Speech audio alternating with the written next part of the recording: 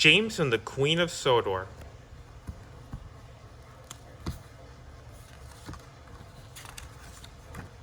James thought he was the most important engine on the island of Sodor. He was very proud of his shiny red paintwork, which he kept clean and smart, so he was always ready to do important jobs for the Fat Controller.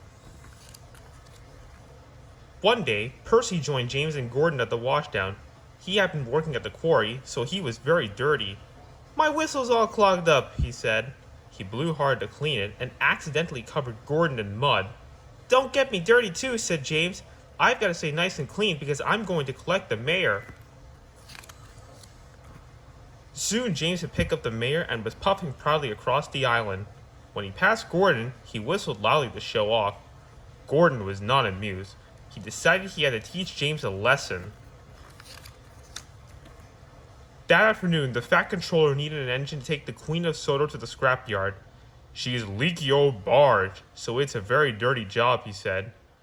Just then, James arrived at the shed. Gordon knew he hated getting dirty, so he decided to trick him. "That's a very important job," he said. "An important job," said James quickly. "I will do that." James felt very proud when he heard that he would be collecting the Queen of Sodor. He thought the other engines must be very jealous. His paintwork was shiny and clean, and he could hardly wait to meet the Queen. Before long, James arrived at the canal. "I'm here to collect the Queen of Sodor," he announced proudly. The manager pointed to a dirty old barge. "There she is," he said.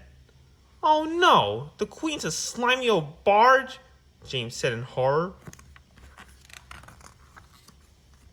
James realized Gordon had tricked him into doing the dirty job. "He wants me to get all mucky," he said. James was more determined than ever that he would deliver the barge without getting dirty. James set off with the Queen of Sodor. He pushed her carefully along the track so he didn't get covered in slime. James managed to get nearly halfway across the island without getting dirty. He felt very pleased with himself, but he didn't realize that a faulty pipe was pouring oil to the track ahead. "Watch out," called his driver as he applied the brakes. Luckily, James managed to stop just in time. Oil slopped over the barge, but James stayed clean. Workmen came to fix the pipe, and James carried on his journey. James was very relieved to leave the dirty barge at the scrapyard. When he arrived back at the engine sheds, the engines were surprised to see him still looking clean. "How do you stay clean?" asked Thomas in surprise. "I have to stay clean," replied James, "so I'm always ready to do important jobs." Just then, Percy returned from working at the quarry.